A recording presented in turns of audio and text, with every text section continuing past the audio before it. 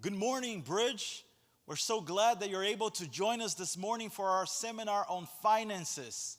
We have Keith Conley here with us today, and he's going to introduce himself in a little bit. But I just wanted to get us all settled in. So if you are watching us online, I want you to tell us that you're there because this is going to be very interactive. So let me turn on my app right here and just tell us your name. Let me make sure that it's already live here.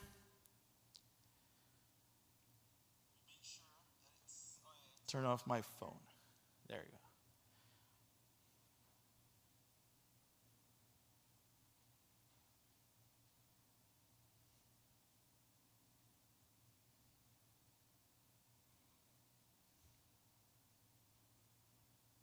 So if you're joining us online, just let us know.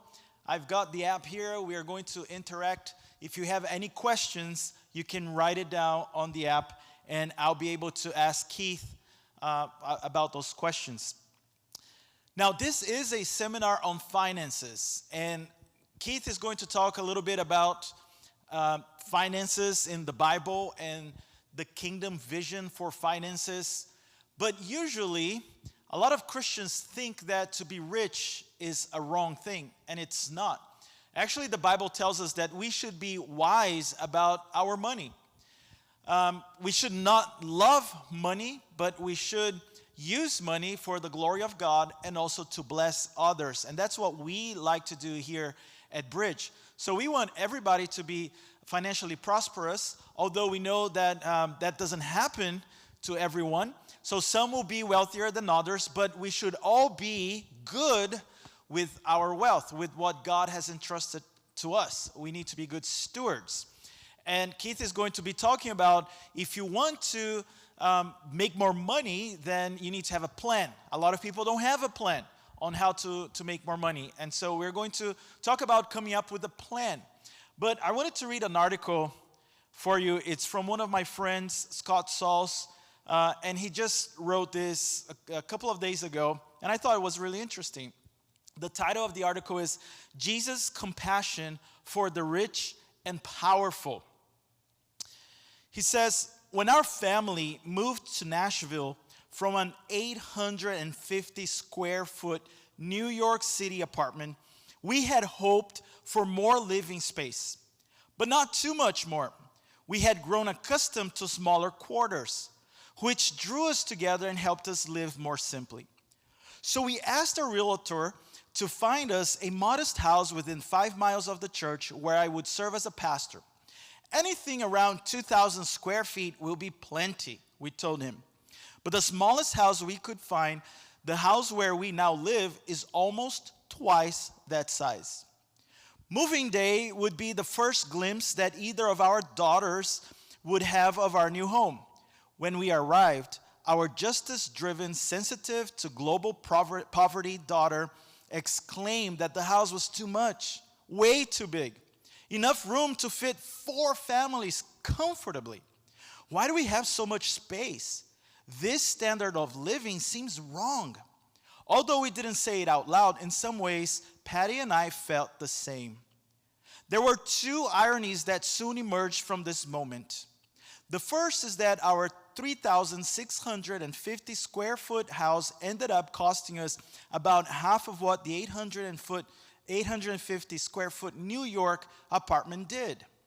Secondly, within weeks, we all noticed that our big house was starting to feel small relative to some other homes we had visited. Our former New York church and our Nashville church are unique, as both communities have an unusual number of well-resourced and well-known people in the mix. This has forced us to wrestle with the question of wealth and fame. What does Jesus think about those who have money and celebrity? Is there a place for them at his table and in his circle of friends? Are there others in our church, namely those living bankrupt or paycheck to paycheck, more virtuous because they have less? Is Jesus' imperative to the rich young ruler that he must sell all he has and give it to the poor a non-negotiable for all of his followers? The opulence of Jesus. Mary took a pound of expensive ointment and anointed the feet of Jesus. The house was filled with fragrance of the perfume, but Judas said, "Why was this ointment not sold for 300 denarii and given to the poor?" Despite Judas' protest, Jesus received the gift, a full year's wages worth of perfume, as he lounged comfortably at the table. This was the same Jesus who was born in a stall, died on a trash heap, and had no place to lay his head. This same Jesus enjoyed certain perks familiar only to corporate executives, preferred country club members, and blue bloods. What's more, Jesus, in his infinite wisdom, a wisdom that is sometimes perplexing and always greater than ours, has appointed some of his children to live poor and others to live rich. Job, the most godlike man on earth, was also the wealthiest. Abraham prospered with land and cattle. Solomon asked God for wisdom, and he got wisdom and great wealth. Nicodemus and Joseph of Arimathea, both influential and moneyed men, secured a burial site for Jesus. Never once does Scripture condemn these and others for being rich. In fact, Scripture seems to say that living large is a feature of God's world untarnished by sin and corruption. History started in an extravagant paradise and will end in an extravagant city with many mansions, precious gems everywhere, and streets paved with gold. Yet, the following is also true. Those who desire to be rich fall into temptation, into a snare, into many senseless and harmful desires that plunge people into ruin and destruction. For the love of money is a root of all kinds of evils. 1 Timothy chapter 6, verses 8 through 10. No one can serve two masters. You cannot serve God and money. Mark 10:21. Jesus told the young rich ruler, who was enamored with his wealth, that he would not be able to enter life until he sold everything and gave it to the poor. Why would Jesus tell the rich ruler, give everything to the poor, but not demand the same of Abraham or Job? It was because the rich ruler didn't really have money. Money had him. The man who thought he couldn't live without his money, in truth, wouldn't be able to live with it. Scripture never says that having wealth is wrong, but craving and serving wealth is the problem. It never says that money is a root of all kinds of evils, but that the love of money is the real issue. Compassion for the rich, then? The rich ruler chose money over Jesus. The idea of losing his upscale identity felt like too much to bear. But as the rich ruler ran into the arms of wealth, Jesus looked at him and loved him, as we see in Mark chapter 10, verse 21. How could Jesus love this man who rejected him for money? A man who served his reputation and wallet above all else. Jesus was able to see past the greed to the fears and insecurities that drive the greed. Are we too able to look at the rich ruler and love him? Are we able to look at Zacchaeus, the wealthy, crooked, unjust, and friendless tax collector, and say, we're coming to your house today. We want to eat with you, to be your friend. Why are anxiety and depression most prevalent among the rich? As Thoreau has said, most men lead lives of quiet desperation and go to the grave with the song still in them. This is tragic. Biographical summary of many of the world's rich who in the poverty of their riches have been plunged into ruin. As psychiatrist Madeline Levine says in her book, The Price of Privilege, America's most at-risk group is preteens and teens from affluent, well-educated families. In spite of their economic and social advantages, children of affluence experience among the highest rates of depression, substance abuse, anxiety disorders, somatic complaints, and unhappiness of any group of children. 22% of adolescent girls from financially comfortable families suffer from clinical depression. This is 3 times the national rate of depression for adolescent girls. things are not always as they seem. Jesus looked at the rich man overtaken with greed, and Jesus loved him. Do we? I know it was a long reading, but I think that this is very interesting and something that we don't really talk much about Christianity and wealth. So today's the day here at Bridge that we're going to talk about it. And so if you're joining us online, we want to make sure that your voice is heard. So we would like for you to let us know that you're watching. I see that some people are already watching here. Sora, Luis. So go ahead if you have questions throughout the session. Please feel free to ask. And I'll be your host this morning. And I'll make sure that Keith knows that you guys have a question. All right? So without any further ado, let me introduce to you Keith Conley. Keith, please come up. Thank you for being here. Thank you, everyone. Really glad to be here. I'm a member of a PCA church up in Orange County called Christ Church Presbyterian, and I send our churches greetings. My name is Keith Conley. I'm a certified financial planner and a certified Kingdom advisor, which means that basically I've taken a couple tests. No, really. What that means is that I've reached the highest levels of proficiency within the financial planning industry. I work as a fiduciary, which also means that I have to work in my client's best interests at all times. But what I really love to do is build relationships with people and help them to reach their financial goals. Part of the reason I got into this was that I'm a seminary graduate. I attended Westminster Seminary in California for several years, served in various pastoral internships. And I remember one of the couples in the church that I served in a different part of the country, they came to me because they were having some financial struggles. And I was very confident in my ability to minister to them with the Word of God, but I was less certain and less confident on how to counsel them with their finances. After my wife and I moved back to the East Coast, I became involved in the student loan industry, and I was literally counseling thousands of student loan borrowers, talking to them about various budgeting issues as well as options for repayment of their student loans. And I just saw all these things that people were doing.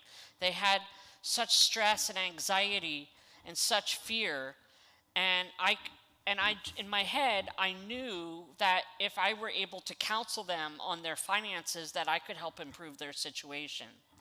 So what I did is I started reading and I started learning, and I became interested in investments, finance, retirement, charitable giving, and I purchased the Certified Financial Planner designation as well as the education requirement, as well as the Certified Kingdom Advisor. Some of you may have heard of the Certified Financial Planner, or CFP. That's a secular designation that you have to earn by taking the industry's hardest exam. But Certified Kingdom Advisor is an association of Christians who are trained to bring biblical wisdom to their clients. And so many people are very surprised to hear that one of the biggest topics in the Bible is money, wealth, generosity, and stewardship. If you just look at the book of Proverbs, for example, it's filled with these pieces and nuggets of wisdom on wealth, wisdom, and generosity. So today, as a independent financial planner, I work with clients, student loan consulting, various types of insurance, life, disability, long-term care. I work with investments, and we're going to talk about all these things today, as well as retirement and financial planning. So what I promise to bring you today is great information with practical insights from both the Bible and modern financial wisdom. I promise to bring you great financial insights and things for you to act on.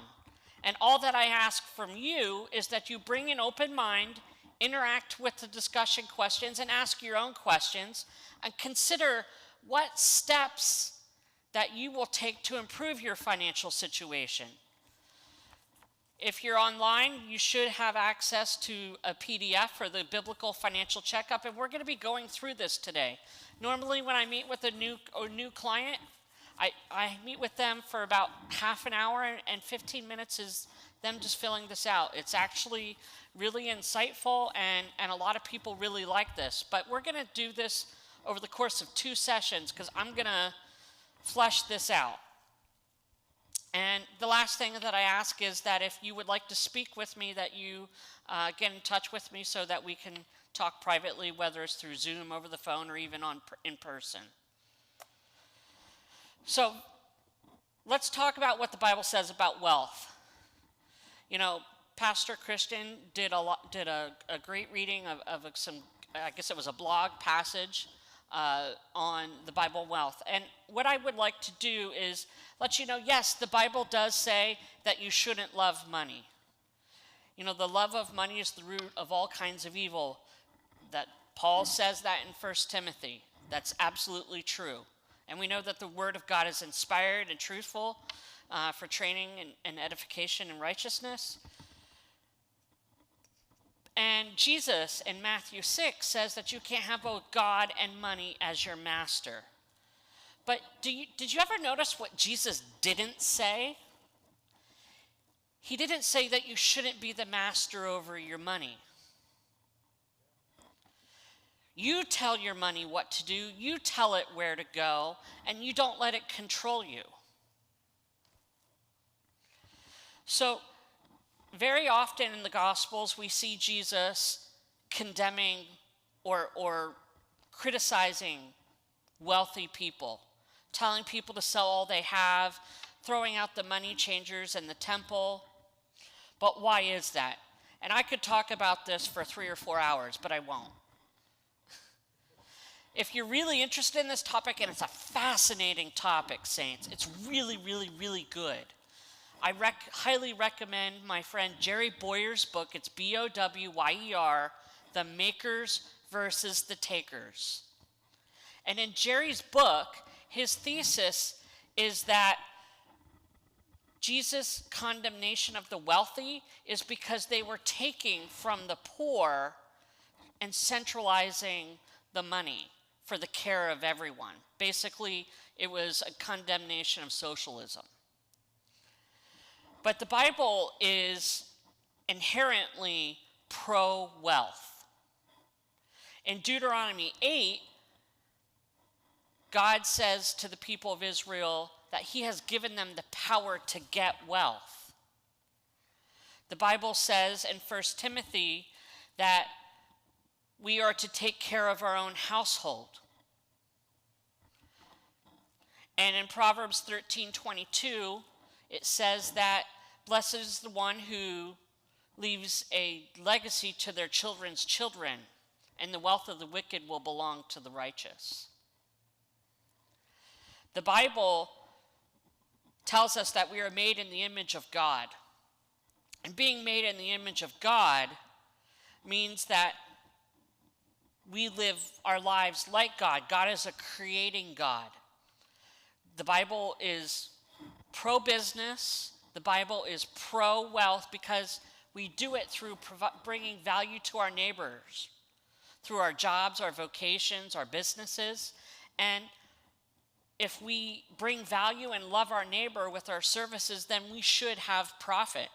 And the Bible tells us time and again to not spend all that we have and to save and invest. So let's talk about some transcendental principles of finance. Because really, I could talk about the Bible's teaching on wealth all day. But I know that you want some practical insights, and I want to bring those to you. The first transcendent principle of finance is that God owns it all. If you look in Exodus 19 and Psalm 24, all on the earth is the Lord's. The cattle on 1,000 hills belong to the Lord. So whatever it is that you are entrusted with, whatever it's wealth, a talent, possessions, assets, that is given to you, entrusted to you by our sovereign Lord to rule over that property on his behalf, because it's his. The Bible tells us to spend less than you earn. In Proverbs 21, we are told to spend less than we earn. Here's an interesting one. In Proverbs 22, it tells us to avoid debt. Now, we talk a lot about debt here in the church these days with the Dave Ramsey courses, and Dave has a lot of really interesting things to say about debt. But here's the thing. The Bible does not say that debt is sinful. It could be sinful, but there is such thing as good debt and bad debt. It may be that debt is sinful if we're spending it on frivolous things, if we are enslaving ourselves. You know, the Bible says that if we are in debt, we are a slave to the lender. The borrower is a slave to the lender, right? But it's not wrong to have a mortgage. It's not wrong to take out a business loan necessarily. But it's really about our attitude and why we're taking the debt. The next principle is build margin. Dave Ramsey talks a lot about the emergency fund. That's what a margin is. It's extra cash that you have available on a rainy day. If you think about the emergency fund, think about Joseph in Genesis 41. What did he do in the years where they had a fruitful harvest? They saved the surplus for years where they were in famine. Setting long-term goals is the next principle. In Luke 14, Jesus tells us to count the cost. You know, what is it that we want to achieve and how are we going to get there? Making a plan. And the last principle is that we should be people who give generously. In, I believe it's the book of Thessalonians, Paul commends the Thessalonians because they were giving more than they were giving generously, above their means. You know, they were poor, but yet they gave exceedingly. So we're going to talk about a lot of these things. And what I really want you to understand, saints, is that a lot of us have this anxiety about money. We get these weird feelings. We don't want to talk about it. Our marriages struggle because it's just not a fun topic to talk about. And a lot of times it's about behaviors, not so much the money. And a lot of us have this idea that, well, money's really not that important. I'm not supposed to love it, so I shouldn't talk about it. But if you're riddled with anxiety and worry and fear over money, isn't it controlling you? I want to talk to you about two men. The first is a gas attendant and a janitor, which are both wonderful, honorable vocations. But this gentleman, I believe he fought in World War II. He lived in Vermont.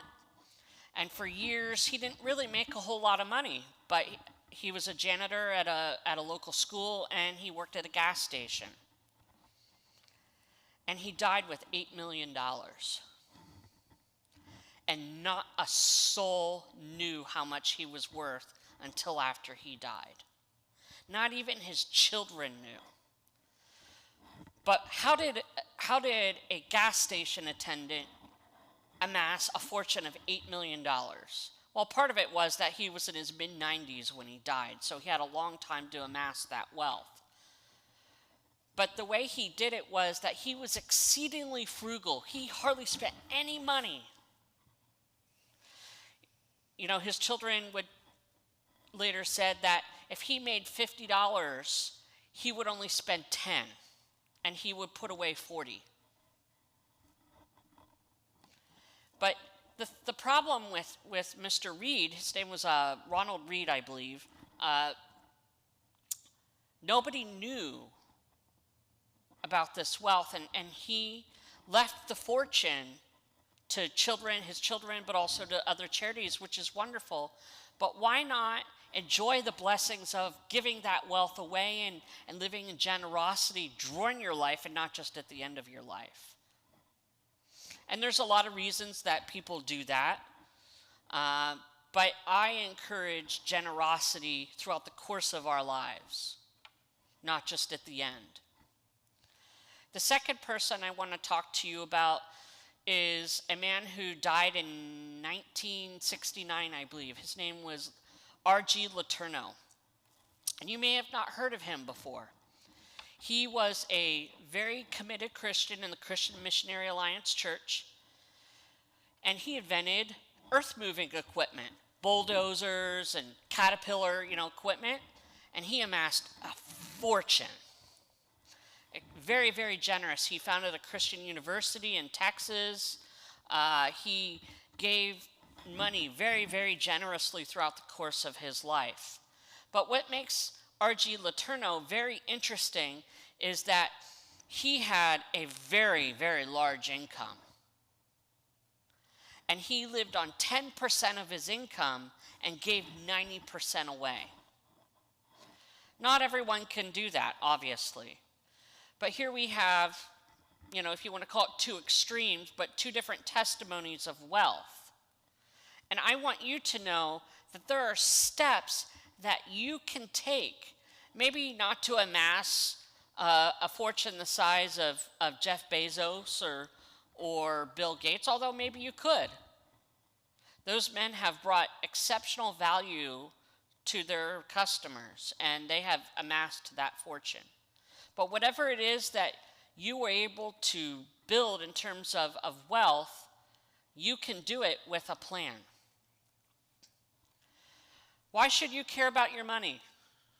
What does it matter? I'm never going to have, $10 million, you might be thinking. You should care because it is God's money. We already said that everything in the earth is the Lord's.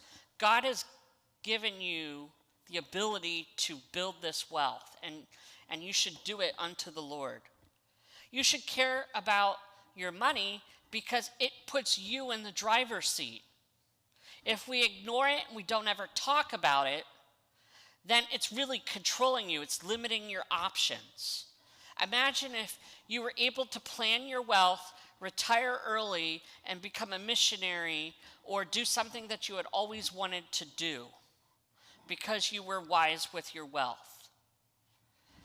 Caring about your money and taking steps to plan it can reduce your stress. I've talked to so many people who are over the age of 60 who have very little saved. They're tired, maybe their health is failing, and they know they can't work much longer. And they don't know what they're going to do. They have a mortgage, they have credit card debt, and they don't know what to do. You may not feel the stress today. You may feel like you're kind of going through the motions today of living your life and everything's good because you're working, but there will come a day where you're no longer going to work and your family is going to need to be supported. Caring about your money can save you money. Who doesn't want to save money, right?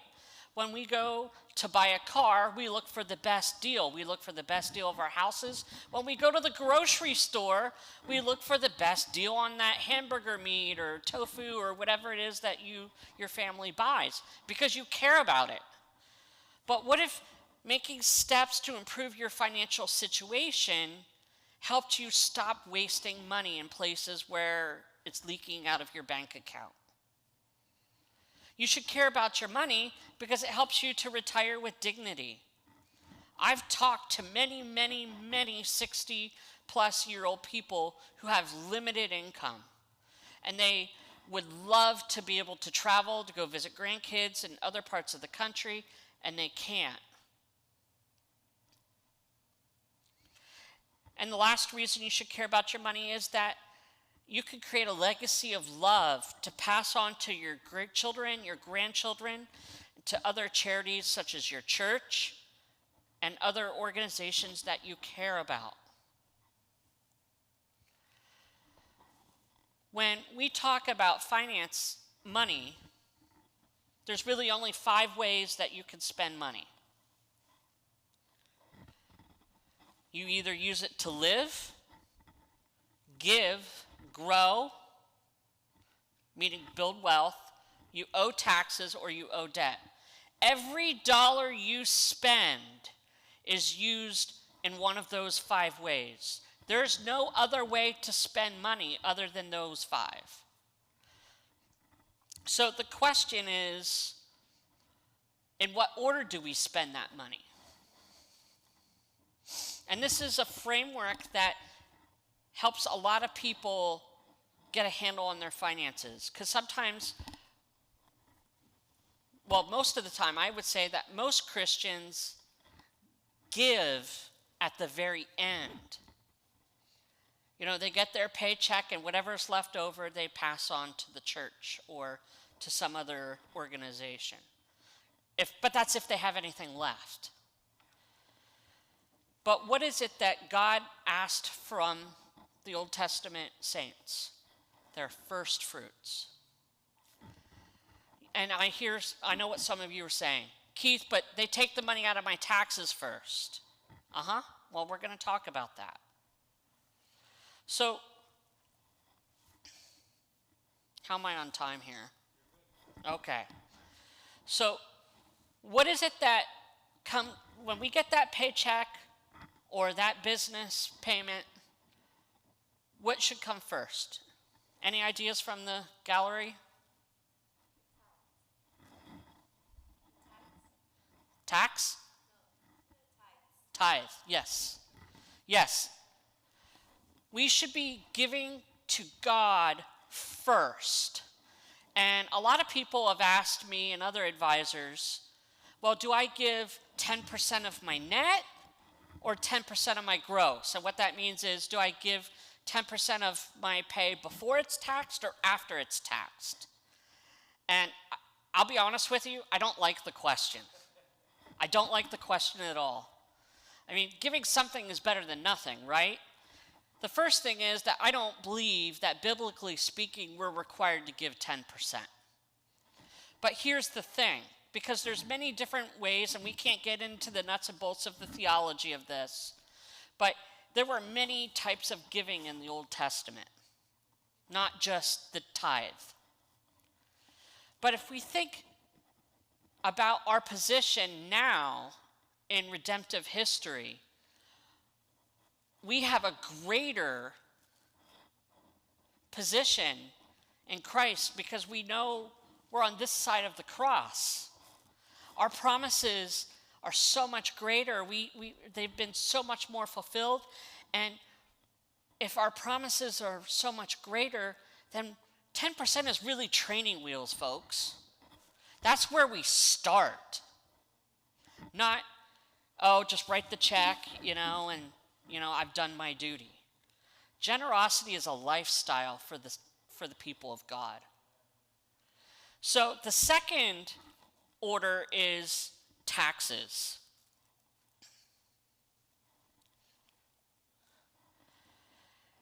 We didn't always have an income tax in this country. Did you know that? I get in this debate with people all the time. Matter of fact, I did yesterday. People tell me that we've always had income tax because they just believe that. But the fact is that the 16th Amendment to the Constitution gave the power to the federal government to initiate income tax. There was income tax during the Civil War, and it was found to be unconstitutional. So in 1909, there was an amendment to the Constitution that allowed the government to tax us. And really, there's many, many kinds of taxes. There's income tax, there's sales tax, there's property tax, there's business tax, there's estate taxes, and we should pay our taxes. I mean, we're pretty much required to. It comes out of our paycheck if we're a W-2 employee, aren't we? But Wouldn't you all agree that you'd like to pay as little taxes as possible? Why would you rather that Washington, D.C. or Sacramento got your taxes or Bridge Church? Which would you pick? I know what I would pick. And the Bible tells us that we should pay our taxes. You know, there's Jesus talking about the coin with Caesar on it, giving tribute to Caesar. But as a Christian, the Bible teaches that I should respect the governing authorities and pay my taxes, but this does not necessarily justify taxation. Scripture strongly supports voluntarism and generosity while condemning the sin of theft. It is an immoral act. Taxation, in my opinion, and I would believe that the scripture would support this, income tax is an immoral act and should be opposed by anyone who respects the sovereign rights of the individual. The reason I bring this up is that if we can reduce our taxes and have more money for others, that is something that Scripture would more highly value. But that doesn't mean that we shouldn't pay our taxes. You should definitely pay your taxes because that is the law that we are under. Let's talk about debt. We've already talked about this a little bit. Is debt sinful? And debt is not inherently sinful.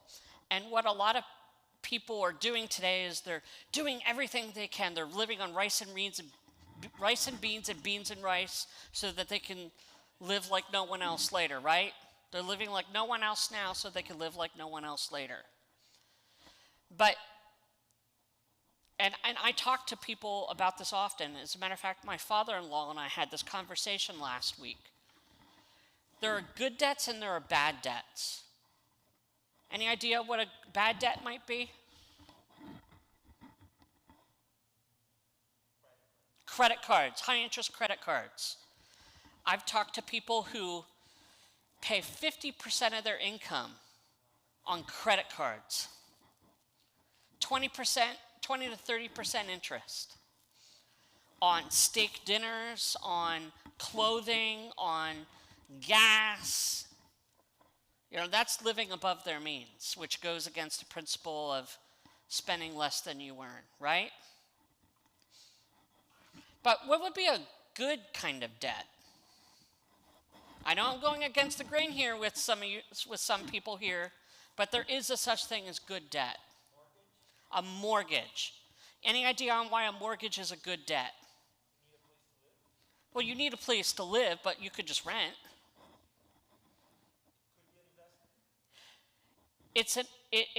Exactly. A mortgage is on a property that should increase in value. That doesn't mean that you should get a mortgage that's too big, and we're going to talk about this in a minute. Or that you should, just get a new mortgage all the time, or that you shouldn't be wise in planning for your mortgage. But, a mortgage could potentially have a tax write-off, get some of the interest written off of your taxes, and interest rates are super low. If you haven't refinanced your house, I can't do that for you, but if you need to refinance your house, I have people that you could talk to about that. I've seen rates below 3% for a 30-year mortgage. And I talk to people and I tell them that there's no point in paying off all your debt, including your mortgage, being debt-free and broke. And what I mean by that is, we work so hard to pay off our debt, and we're not saving anything. And the next thing you know, you're 50 and you have nothing. You have 15 years to pay or to prepare for retirement. That's not a good deal. Why not pay the mortgage the rest of your life and have $500,000 or $1 million of retirement for the rest of your life? Wouldn't that be a better deal? Now, if you have bad debt, credit cards, and, I could argue both ways on student loans that they're good debt and bad debt. I could literally talk to you about that for a year because of my background. But, what's the point of paying everything off if you are broke? So if you have bad debt, yes, let's pay off the credit cards and let's cut them up so you don't spend them anymore. If you pay them off every month, awesome. It is not sinful to have a credit card. It is sinful to pay for everything on your credit card if you can't pay it off. So I want to talk to us about the lifestyle, the cost of the using money to live. And I just kind of want to give you some tips here on some good indicators as to whether or not you're living above your means. So I want to go to the slide here that says percentage ratios.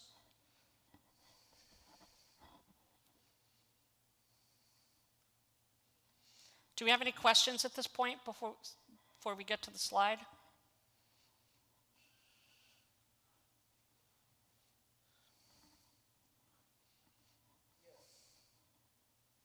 Yes, Keith, we have a question here. So borrowing loans is good debt or bad debt? Is what? What kind? Borrowing loans. Borrowing loans. Yes, I'm not sure what kind of loans, but I can ask. Let's see. It depends.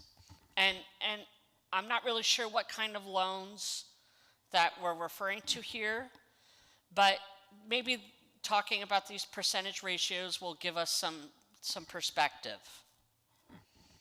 So in the Certified Financial Planner course that I had to take, we talked about housing ratios.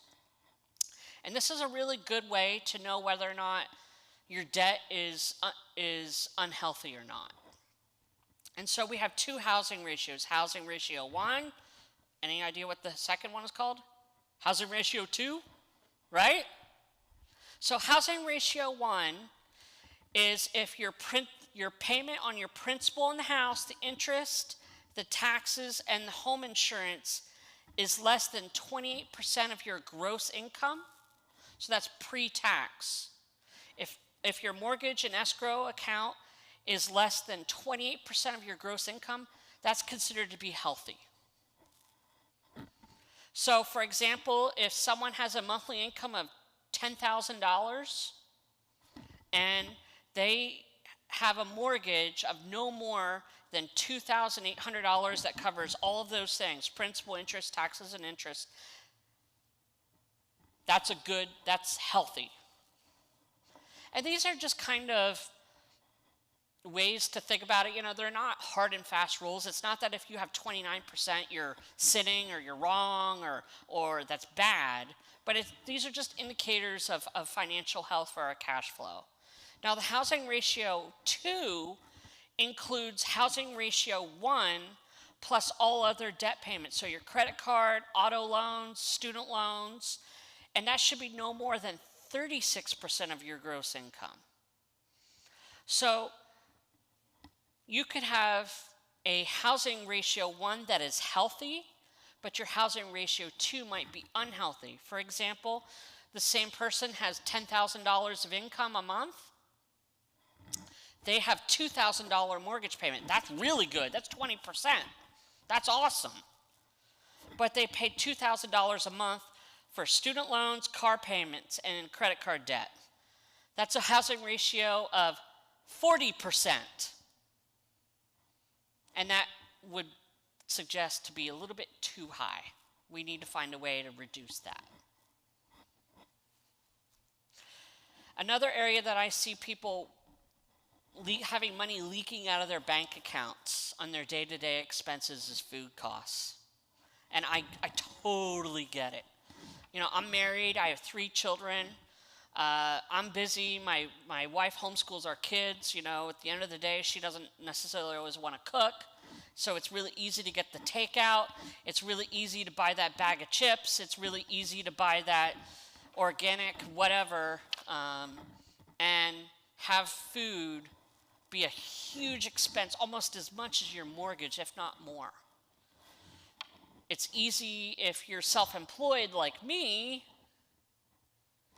to stop at the local Chick-fil-A for lunch, or to do this, or to get the Starbucks, the $80 coffee. Okay, it's not really 80, but the $5-6 coffee every day. I mean, that food adds up. $5-6 doesn't sound like much, but when you're doing it 5 days a week, how much does your Starbucks habit cost versus you making it at home? For me, I love coffee. I drink it all the time. And I used to have a coffee pot, and it was just such a pain. I'm the only one in the house that drinks it. I get up in the morning and I was going to work. I had a job at that point and not a business. And it was just too much work for me to make the coffee. So I would stop at the Dunkin' Donuts down the street. And I only did it maybe 2 or 3 days a week because it was just too much money. So what I did is I got one of those Keurig things with the cups. You just put it in and make it and go your way. And I haven't really gone to Starbucks except for business meetings. So, those are some things to consider. Let's talk about habits of the wealthy with their money. Do we have any more information on that loan? So Keith, you mentioned that a mortgage loan should be about 20% of someone's income, right? 28. 28% of someone's household income? Correct. Yes. We live in Southern California, so the housing prices here are way too high. And I think that most of us probably have that up to like maybe 40, maybe some people even 50%. So is it really realistic to think of the 28% living in Southern California? It's a good question. I'm not a mortgage professional, but I would really find ways to increase your income, whether that's through passive investment streams or ways to grow your income. And if you have no other debt, no car payments, no credit cards, no student loans, a 40% isn't going to be a big deal to me. I'd like it to be lower, but if you don't have any other debt, then you're really not that much higher over the HR2, the housing ratio 2 limit. Anything else? Okay. So what do the wealthy do? They avoid debt. They have a mortgage, but they don't make car payments. They don't make student loan payments. They buy their cars and plan to keep them long term. They don't trade in their car every 2 years. They don't lease their cars. They don't have car payments. They buy them cash. And they keep them a really long time. Have any of you ever read the Millionaire Next Door book? This is where I got a lot of this stuff. Wealthy people spend money, but on the right things. They don't spend it on cars. They don't waste their money on expensive suits or clothing or extras. It's been a really long time since I read that book, and the book was a little dated when I read it. But at the time, I think, and this was like mid-90s, the average millionaire spent $10 on a pair of jeans. They don't buy I'm not a fashion expert, folks, so whatever those expensive jeans are that people love, that they pay $150, rich people don't do that. And they have emergency funds. They have margin. They have 3 to 6 months of expenses available to them at a moment's notice. The next thing they do is invest. They want their money to grow, and they take risk. The next thing that the wealthy people do is they take advantage of everything their employer has to offer. They do the 401k, they take the health insurance, they take the other types of insurances. If they have Legal Shield, they take that. any of these benefits that their employer has to offer, they take it. And keeping in line with what we've already been saying, the next thing that rich people don't do is keep up with the Joneses. When the neighbor across the street comes home with the Maserati, they're buying a Honda Accord. They're buying the Toyota Camry. And chances are, they're not buying it brand new. That's one of the biggest, in my opinion, the biggest waste of money, a brand new car. They're buying a 2-year-old Toyota Corolla with 25,000 miles. And they pay half the cost. And let me tell you, I'm not a marketing person for Toyota, but those things last forever. If you live in different parts of the country where they have to salt the roads because of the ice, the body of the car gives out before the engine. The other thing is that wealthy people do is they use tax deductions and they hire, well, this is jumping forward a little, but they hire tax professionals to help them with that. They do what they do, and they hire other people to do what they do. And they start saving for their kids' college early. I'm talking with someone out in Fort Wayne, Indiana right now, and his daughter's 3 years old, and we're having a conversation about saving for his daughter's college. And the last thing that wealthy people do is they ask for advice. When I talk to people about financial planning, I tell them that they should have a team. And they have me as their financial advisor, of course, because they're talking to me, right? And I'm kind of like the quarterback, if you like football. I kind of call all the shots and kind of bring everyone together. Another person you have on your team is an attorney. If you're alive, you need a trust, especially if you have children or assets or are married. You need a trust and a will. If you're in business, you need a business attorney. Another member of your team should be a tax professional to get tax advice. You might need a real estate agent and a mortgage broker. And you also need someone on your team who does property and casualty insurance. Someone who does the homeowners and car insurance and renters, umbrella insurance. These are the kind of habits that the wealthy people do. I'm not really sure how much time I have here, Christian. Okay, well, Okay, so in our next session, we're going to move forward with the 5 uses of the money, talking about investments, and work through this booklet.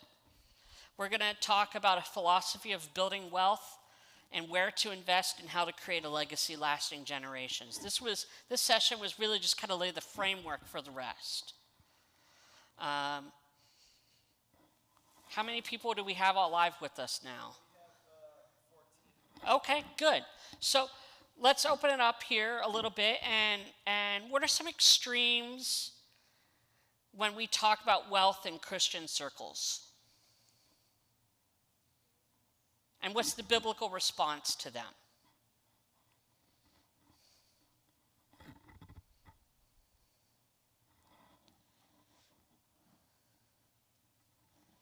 Well, I'll start. Benny Hinn and Creflo Dollar. That's the easy one. God wants you healthy, wealthy, and rich. The Bible doesn't promise you that. Especially if you don't work for it. What wealth we have, we need to work for it. It doesn't come because you're a good enough person, or God doesn't just give it to you if you give a certain amount of money to Ken Copeland or whoever it might be. These are false gospels. Any other insights from the gallery here? Okay. So other extreme I would argue is that we just need to be close-fisted, build as much wealth as possible, be a penny pincher, and hold everything close.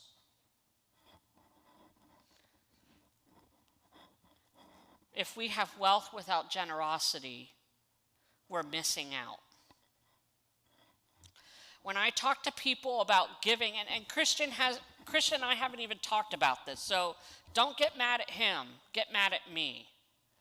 When I talk about giving to the church, I tell people this isn't about you giving up something. Giving is about you receiving something from God. It is more blessed to give than to receive. What I talk to people about giving in churches, and I encourage all of my clients to be generous, is that you are ensuring that your minister can stay solvent, your church can remain solvent, and that you have a place to worship God.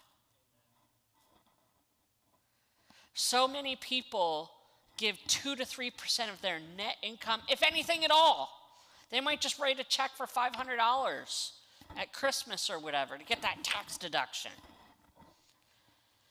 And then we wonder why our church doesn't have the ability to do the kind of ministry that they want, to fund the missionary organization, to fund gospel efforts, to fund theological formation for our ministers, to send our ministers' children to college. These are important things, saints.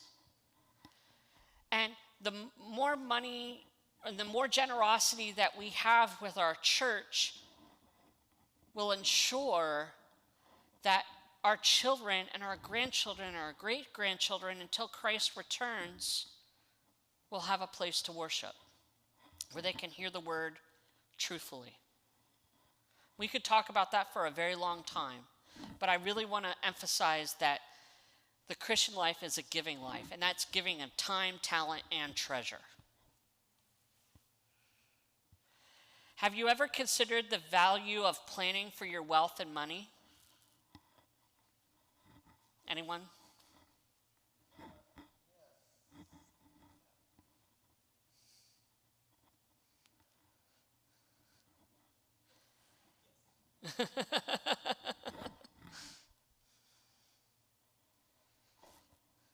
Any other thoughts from no other questions? Any other questions?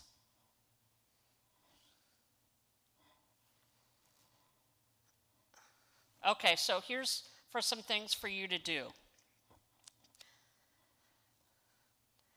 Can we go to this last slide for you to do?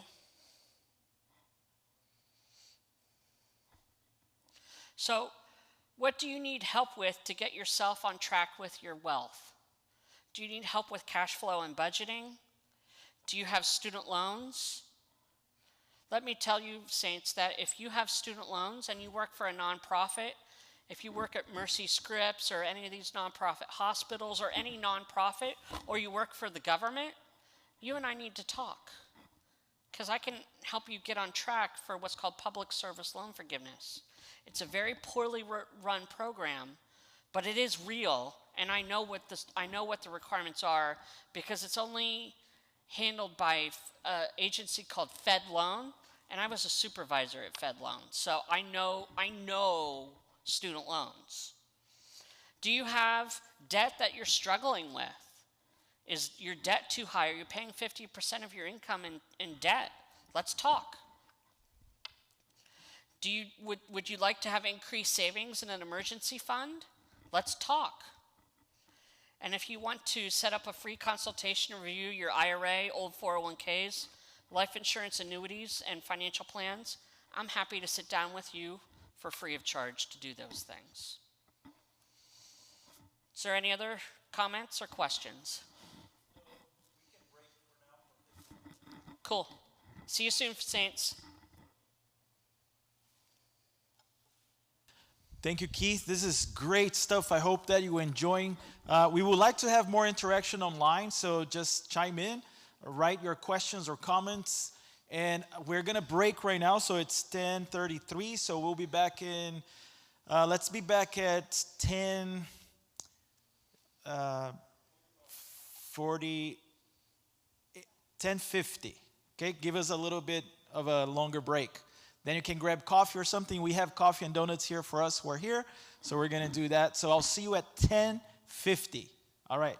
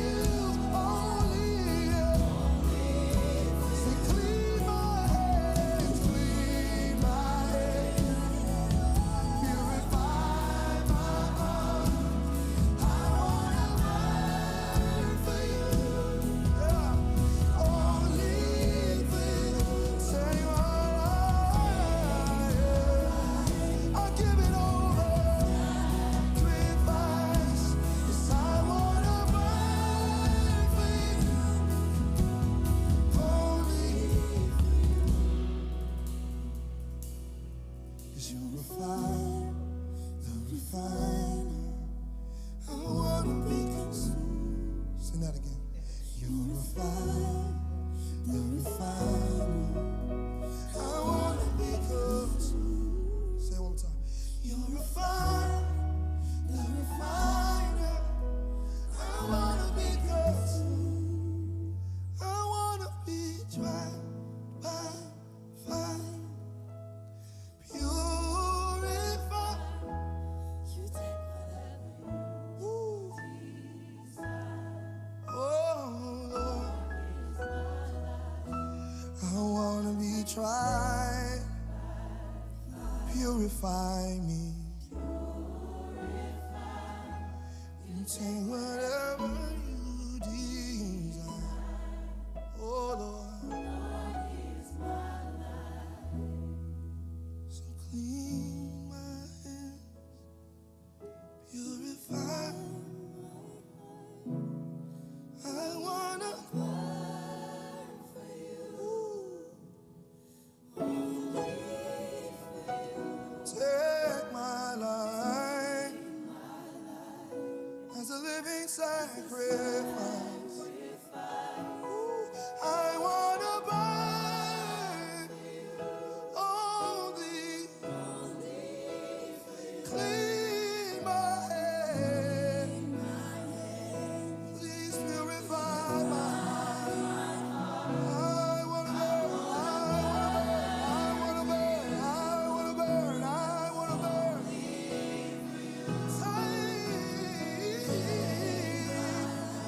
Thank you, Jesus. Thank you, Jesus. I wanna burn. I wanna burn. I wanna burn. Clean my hand.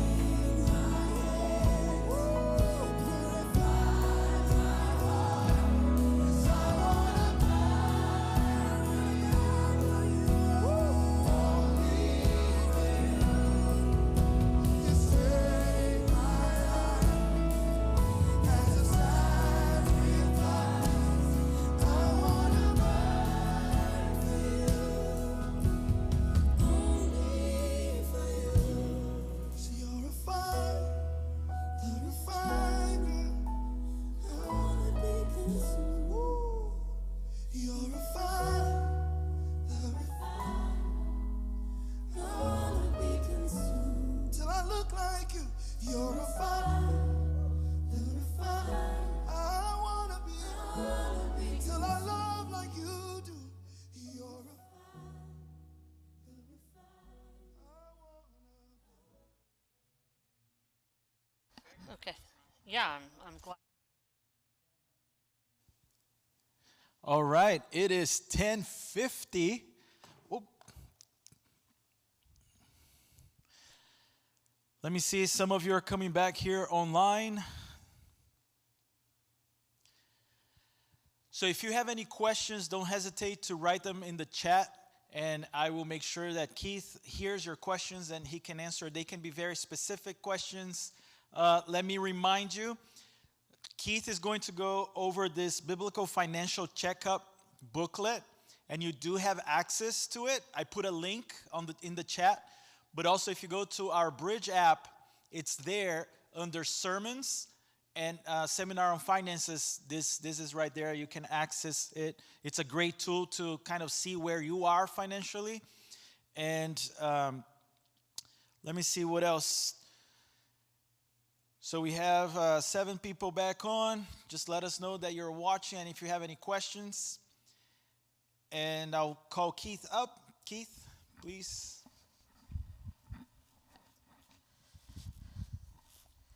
All right. Thanks for coming back, everybody.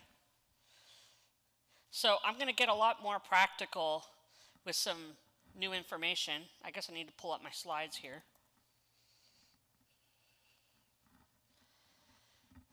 Okay, so I want to do a lot more, financial type stuff. It was really good to get that biblical foundation, but we're going to get a lot more practical with some insights for you to implement and maybe some things that you could change or start up to improve your financial situation.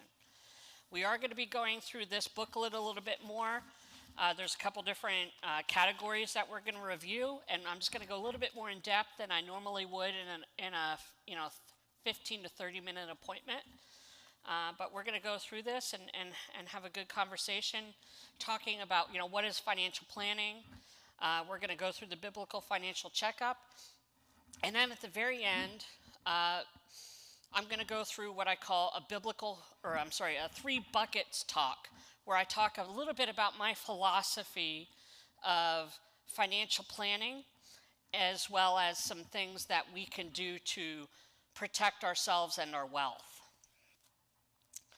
So, the Bible says in Proverbs 27, the prudent sees danger and hides himself, but the simple go on and suffer for it. And Benjamin Franklin says, by failing to prepare, you are preparing to fail. If we don't look forward, if we're not forward thinking and looking at the potential pitfalls for our wealth and things that could affect our lives negatively with our wealth, we will fail. You will not have the maximum amount of success with your wealth and not be the best steward that you could be with your wealth. But even when we have a plan, it requires ongoing monitoring. We have to constantly review it. That's why I meet with my clients on a regular basis. It's not like every day or every week or every month, but I'm always available for my clients, but I meet with my clients at least once a year to review their plan and to make sure that they're on track, because things change. And Dwight Eisenhower, who is a former president and general, one of my favorite presidents, by the way, he says, in preparing for battle, I have always found that plans are useless, but planning is indispensable. And what that means is that it's always good to move forward with a plan, but things always change. For someone who's relatively young, like I'm 40, so now you know how old I am. For me to know how much money I need in retirement is pretty much useless. But I do the projections anyway. I can't possibly know how much it's going to cost to keep the lights on in my house in 2045. It's impossible. There's no way. There's too many factors: political, environmental, technological. There's so many things that can change, but it's about constantly reviewing it and updating it. So, financial planning considers a number of things. The first and the foremost is that it's always client-centric. I don't walk into an appointment with a client and say, okay, you need to do this, this, and this. I'm getting to know you. I'm going to ask, how old are you? What is your situation now? What do you like about your money? What don't you like? What do you want to change? What do you want to keep? Where are you at now? And I try to get to know you and ask very probing or thought-provoking questions. They are personal questions, and I always keep them private. I'm not going to tattle on you to your church about you're doing this or that. It's all about getting to know you and what drives you. What is it that moves you, and where is it that you want to go, and then laying out a framework to get there. So when I'm doing comprehensive financial planning, I'm considering things like risk management, insurances, and then I'm also considering how your investments and your money is going to be affected tax-wise. I'm not a tax preparer, I'm not an accountant or a CPA, but I am very much aware of your tax situation and how your investments or other things are going to affect retirement or your financial situation. Of course, as a financial planner, I'm doing investments, right?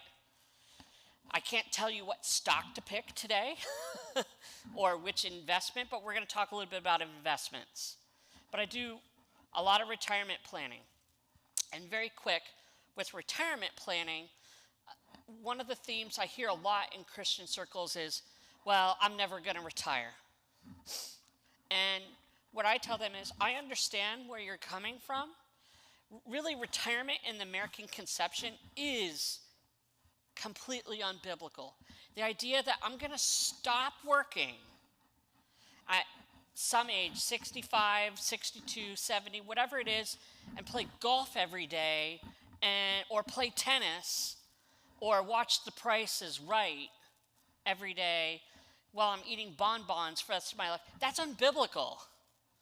You know, we are people who are of faith, who are industrious, who are working unto the Lord. But that doesn't always necessarily mean that it means I have to go into the office every day and sit on my computer or take orders or whatever your vocation may be. You can retire from your vocation and do something else, volunteering at your church, doing some ministry. What about having the freedom to help your children with your grandchildren, helping them get off the bus every day so that your children can earn an income, or save money on daycare costs? These are the things that you can do if you plan your wealth. You have the freedom to do these things. But I'll be honest with you. I mean, I'm happy for people to go on vacations. There's nothing wrong with that. To travel, to have some luxuries in life. I'm not against that. I help people do that all the time. But I'm I'm not excited about helping people who just want to live a life of leisure and kind of be so self-centered. I work with people who want to actually use their lives in a valuable way unto the Lord. And the last thing that I consider is estate planning. I am not an attorney. I am not going to offer to do your trust and your will. I know attorneys, but financial planning considers these matters. And skilled financial planning looks at all of these factors: risk management, taxation, investments, retirement, and estate planning, and kind of looks at them as one cohesive unit. And they understand how insurances affect retirement and how taxes affect estate planning and investments affect, retirement. They understand how all of these things go hand in hand. Financial planning considers, and I'm not going to read all these off the slide here, but they consider questions like, where should I keep my emergency fund? When should I take Social Security? Where should I save my money for retirement? Can I retire and keep the same lifestyle? How long can I keep my lifestyle in retirement before I run out of money? How can I reduce my taxes now and in retirement? How can I save for retirement and still pay for my children and grandchildren's college? What is the most efficient way to leave my wealth to my loved ones? And for certain individuals, how can I give to my church charity a gift for a tax deduction and still transfer these same assets to my loved ones? Now that's a big issue that I love talking about, but that's a strategy suitable for people who want to make a large contributions to a charity. And we're talking about hundreds of thousands of dollars, so it's mostly for those who have some wealth. But that is a real strategy. So if any of these things kind of perk your interest, let's talk. So from a personal viewpoint, let's look at the booklet here. Personal viewpoint. I'd like to get some interaction here. I'm not going to read all of these verbatim, but as you're looking at them, when I work with a client, I want to know what you believe. What do you think about things? How important is it for you to work with your spouse and partner if you have one? I talk to many, many clients who say, well, my husband or my wife, they don't really do any of that. They just let me do it. And I say, oh, that's nice. Bring them to the appointment. Because what I don't want is a spouse who does all of the finance decision making and then they die, or something happens, and all of a sudden they're looking to me and they're completely confused. Or even worse, because let's admit I'm a advisor with some integrity here. I'm done very well with them, and then you meet some other guy who wants to sell them something. And so, you have this grieving widow who is trusting of an individual who doesn't have their best interest at heart, and all the work that I've done for decades is now out the window. So it's always important to have both parties, both spouses involved. Doesn't mean that there's always one spouse that's more vocal than another, and a lot of times there's one spouse who understands, but both spouses have to at least have a foundational understanding of what we're doing. When we talk about retirement, there's so many risks. Knowing I won't outlive my retirement. What does that mean? Running out of money. There are so many costs and risks with financial planning. There's sequence of distributions. What that means is if your investments lose money in the first few years of your retirement, the possibility of you running out of money is a lot greater than if you don't. And another risk in retirement is you've spent all these years accumulating the money, and now you're taking money out. Where should I take the money from at what time to make sure my money lasts as long as I do? How do you feel about debt? How do you feel about tithing, charitable giving, paying yourself first? Here's another one that's really important. My family's ability to maintain their current standard of living upon my death is necessary, important, of little value, or does not apply. If you're married with children or you have minor children, that's something that you really need to consider.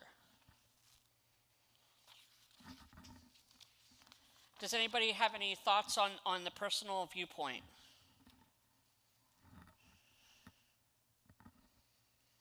One of the things I talk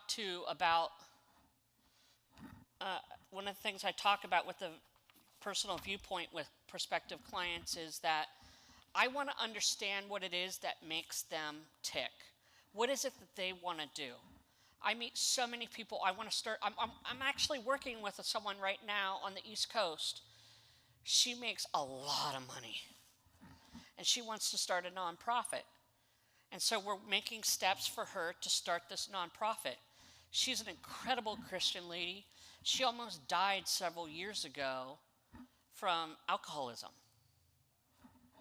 And you just listen to this woman's story, and it's just so moving. And all she wants to do is give back. But she's in this perpetual cycle of not knowing what to do. She's very busy. She has 2 businesses. She's making an incredible amount of money. She can do it, but she doesn't know how. And that's why she's working with me. And so I want to know what it is that my clients want to do. Do you want to retire so that you can do missionary work, to volunteer, to help with the grandkids? What is it that makes you motivated to make a decision to improve your situation? What makes you tick? How has God wired you? People make decisions because of what it brings them, the value that it brings them. I don't sell financial advice. What I bring is lives that are called to action to serve Christ, and I make that possible according to the way that they are wired. So let's move on to financial development. One of the things that I ask people all the time is, and if somebody wants to respond here on the app, What would you do if you were financially independent today? If you had more than enough money, what would you do differently? Anyone want to say something there? Contribute?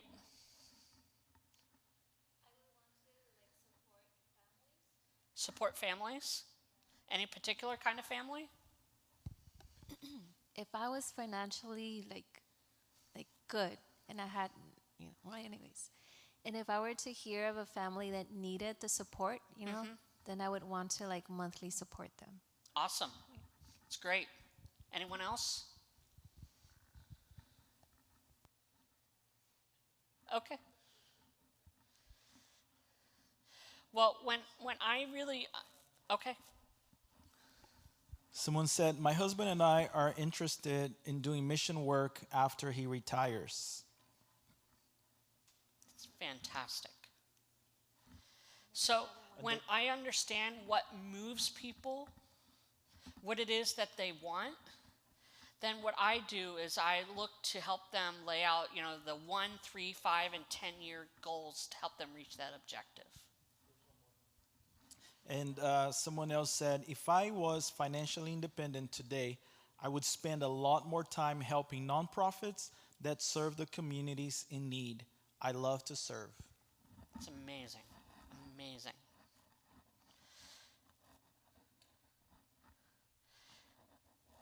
When we align our finances to open up opportunities, we create these opportunities to serve. What would you do if you had 5 years to live? Because sometimes people don't know what they want to do if they were financially independent. If I was some specialist doctor, which I'm not, nor the son of one, if I told you, I'm sorry you have 5 years to live, what would you do differently?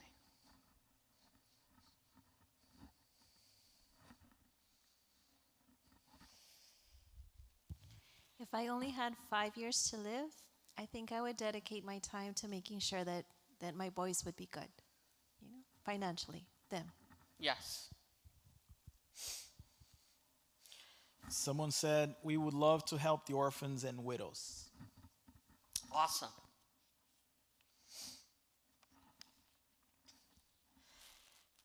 What would you regret if you died tomorrow?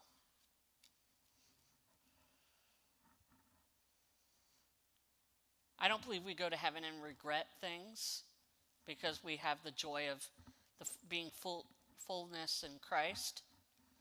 But, from this life's perspective, what would you regret if you died tomorrow?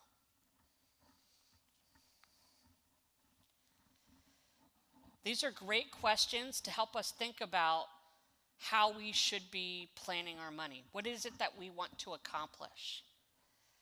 Because we don't just plan our money. I don't work with clients who tell me, oh, I just want to have a boatload of money when I retire. I just want the biggest possible pool of money so that I can retire. I work with people who build wealth for a purpose. They have a purpose for their profit. And some of the things that you might want to consider in your financial development are these amazing things like supporting families, missionary work, working with nonprofits and serving. These are amazing things, but you have to consider things like tax-free dollars for retirement. I understand the taxation affects the real return on wealth accumulation, having a tax refund. People look forward to having a tax refund, and my goal is to owe $300 a year. I don't want a tax refund because that's just me loaning the money to the government interest-free. People, get this, enormous tax refund, and then go buy a TV or whatever. And wouldn't you just rather have that extra $50 a week in your paycheck?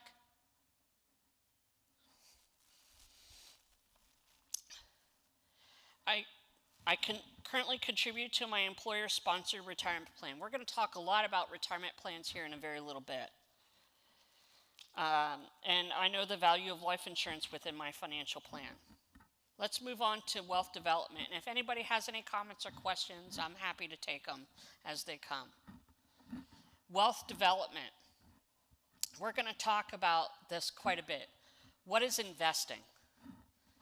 Is investing in Bitcoin, cryptocurrency, antique cars, real estate?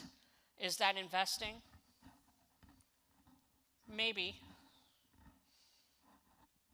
Investing is when you're putting your money towards something and expecting a return, but you also have downside risk. I would also say that really you can only invest in things that actually have value. And forgive me for any cryptocurrency people. I'm not against cryptocurrency, but technically speaking, Bitcoin and cryptocurrency is not an investment. I'm not saying you can't make money, but it's not an investment because there's no inherent value in it. I can look at spreadsheets, balance sheets, and income statements for Amazon, Chipotle, all these different businesses and place a value on it and make projections about how much it's going to be worth in so many years. It's not possible to do that with cryptocurrency. So I'm not telling you not to do it, but if that's your only investment, then in my opinion, professionally speaking, you need to be a bit more wise with your money because that's more of a gamble than it is an investment. But then when we talk about investing, we have to talk about where to invest, how to buy a stock or a mutual fund, or where are the best places to keep it, because there's different vehicles to put that money in that may be tax advantaged. The Bible talks frequently about diversifying our money. It doesn't tell us to just put our money in one place. You know, when we talk about investments, don't we often say, you know, that a well-diversified portfolio, you don't just put all your money in Amazon or Chipotle or Ford. You buy many companies. That's really what a mutual fund is, right? But Ecclesiastes chapter 11 tells us that we should have 7 or 8 ventures, and that's my very paraphrased version. But just look it up. Ecclesiastes 11:2 tells you to have your money in many different places. Why? Diversification. The point is that you have many different places to pull your money from when it's most strategic. If you need money now and your investments are down, why are you going to sell when your investments are down? Why not pull money from somewhere else? Diversification is important. In the parable of the talents, the master gave money to 3 servants. Diversification. So, what are the difference between mutual funds and individual stocks? A mutual fund, there are many different kinds, but essentially a mutual fund is an investment vehicle that's being managed. It could be managed or unmanaged, but it has many different investments in it. It's essentially a diversified portfolio. It's a package of stocks and bonds, companies. They may be trading in and out, different companies, but it's basically a diversified portfolio. There's thousands of them. And some are good and some are bad. Some make money and some don't. But it's nice for an individual who is not a professional because they don't know which stocks to sell, when and where. They don't know whether they need bonds or stocks, and you're paying someone else to do it. Now, there's things called exchange-traded funds or index funds, and they're kind of like they are a mutual fund, but they're not buying and selling. It's just tracking whatever is in that fund. They don't change. It's very passive, low cost. And there is something to be said for that as well. But then there's individual stocks. I can own a share of ownership in a corporation, whether that's McDonald's, Dow Chemicals, Beyond Meat, Amazon. You can buy a share of ownership in that company, and that will afford you the opportunity to get things like gains in the stock price, as well as dividends and tax benefits. We're going to talk a lot more about that here in a bit.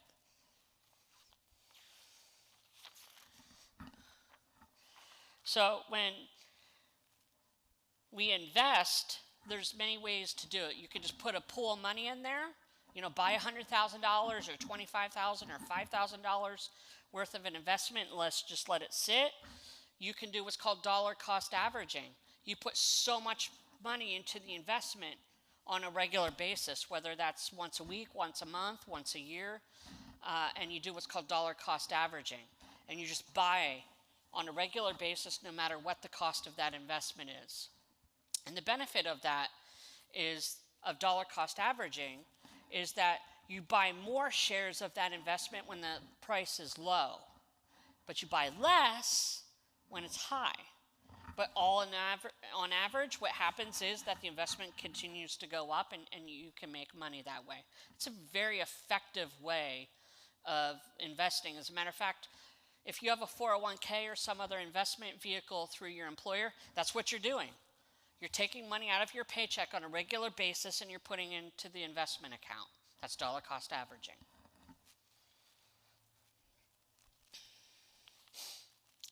Any questions on the investments?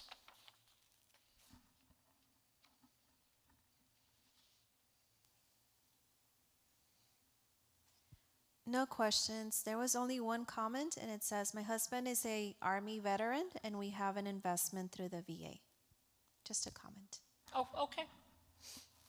And, when we talk about investments, if it's done well, it can very easily, if it's funded well, fund your retirement.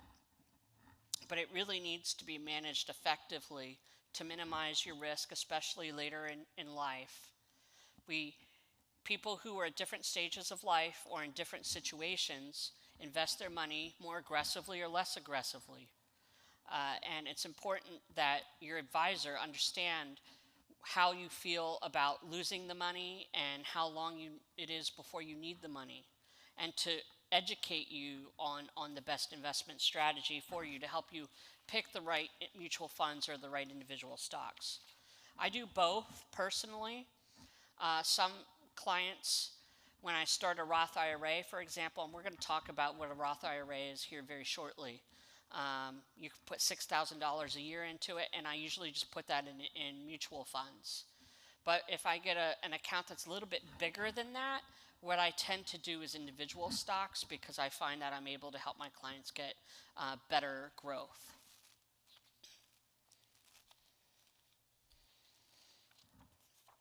Okay, let's move forward to protection.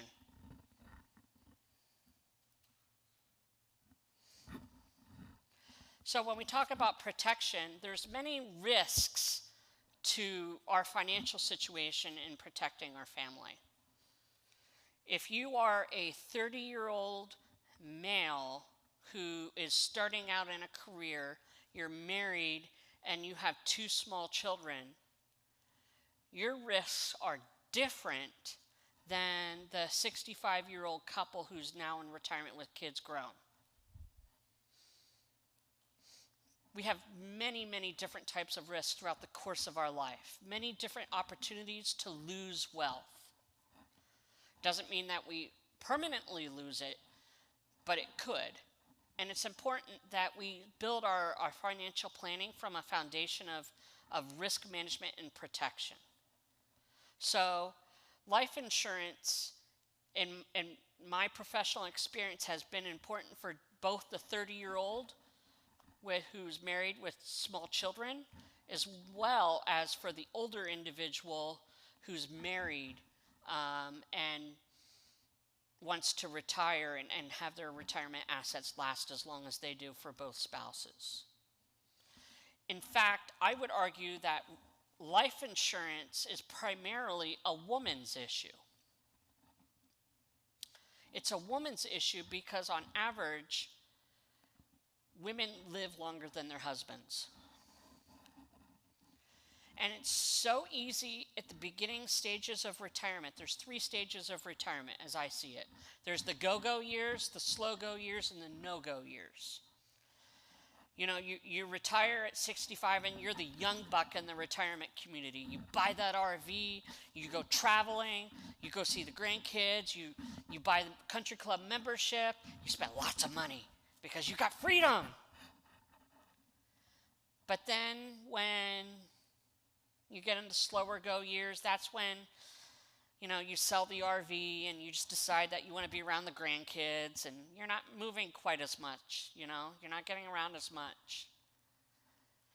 But then you start to progressively age, and that's when you move into the nursing home and prepare for the end of life.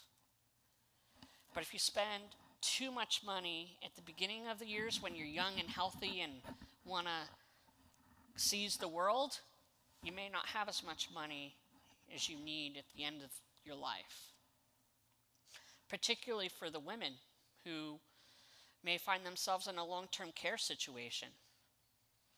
I know from client experience that today, if someone is in need of long-term care for dementia or Alzheimer's, in California it's about $8,000 a month. That's $100,000 a year, essentially, a little less. And the cost of health care just keeps going up and up and up and up. So it's important that we protect our wealth with life insurance. Not everybody needs it. Not everybody can qualify for it. But life insurance is important for every stage of life. The other type of protection that we talk about a lot in the financial planning community is disability income insurance. Many of your employers may provide you with disability income insurance. Some of it is good, but a large majority of it is just kind of mediocre. I mean, it's certainly better than nothing. But when you talk about disability income insurance, these are primarily suitable for people who have high income of $100,000 or more. And if it's provided to you through your employer, the benefit is taxable, and you don't know necessarily, 98% of the people I talk to have no idea how much the benefit is for and how long it'll last. With disability income insurance that you privately own, it's yours, so you can take it with you from employer to employer, but you can determine from the outset how long do you need to be disabled before you actually receive a benefit. How long will you receive the benefit? A year, 2 years, till age 65? And how much will the benefit be? And does that benefit increase with inflation?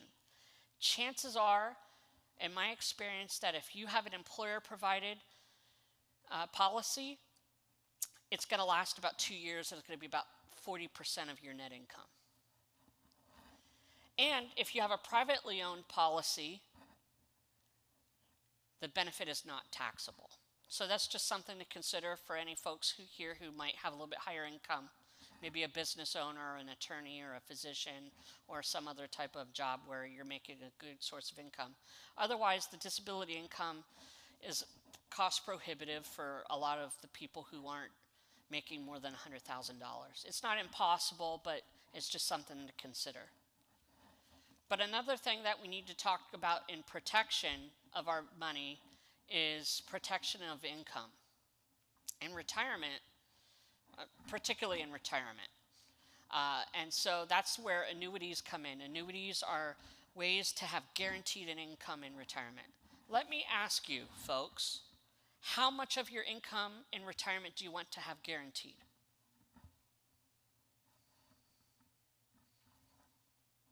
Anyone? I would like 100%. Okay. I would agree. Doesn't mean that all of your money needs to go into an income. And trust me, folks, annuities are good, but there are a lot of bad annuities out there. If you have an annuity if someone's offering you an annuity And you need to ask them, what is the surrender period? And what that means is, how long do you have to keep the money in the annuity before you get a penalty for taking it out? So if I have $100,000 in an annuity and I decide I don't want the annuity anymore, I want to put it in this investment, how long does it have to be in the annuity before they don't have a fee for me to take it out? In my professional opinion, anything longer than 7 years is not good. Don't do it if it's longer than 7 years. 10 years, meh. But, I mean, and definitely anything over 10 years is not good, because these policies, these annuities, they change. There's new benefits, there's new interest rates that become available over time. You want to have the protection of your income, but you also want the freedom to move it. If you have an annuity and you'd like me to review it, I'm happy to do that free of charge. But these are some things that you need to think about. Long-term care insurance. I skipped that. These are for people who have a considerable amount of assets that they don't want to go to the nursing home. These are very, very expensive policies, but they're very, very good policies. There's a number of considerations, and if that's something that you want to discuss, I'm happy to do that as well. But it's not appropriate for every individual. So when we do financial planning, we put all of these pieces of the puzzles together. Your personal viewpoint, your financial development, your investments, and your protection, and we put them together. It's kind of like a puzzle for me, and it's really fun.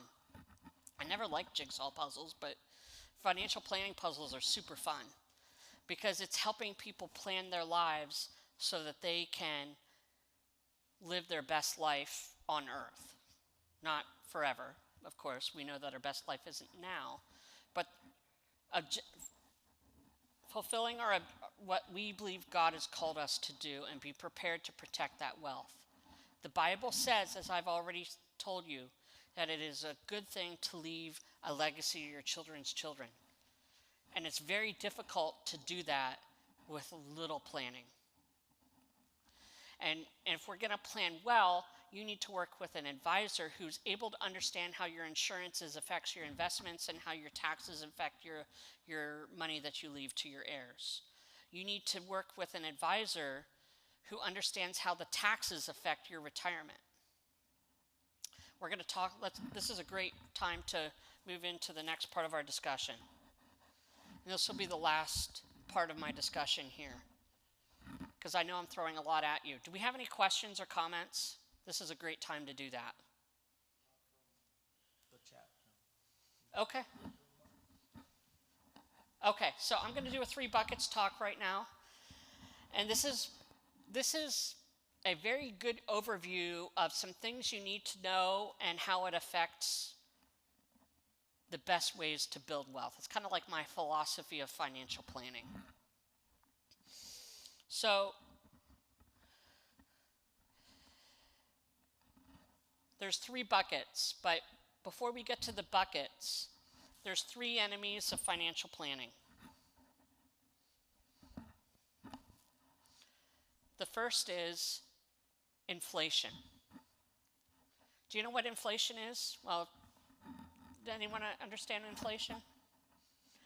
Basically, the best way I know to put it is the cost of that gallon of milk in your refrigerator in 1995 costs less than it does now. It's purchasing power, the ability to maintain the same purchasing power with your money. This week, I was sitting down with a gentleman, single man. He has a grown son. He just inherited $200,000 sitting in his bank account.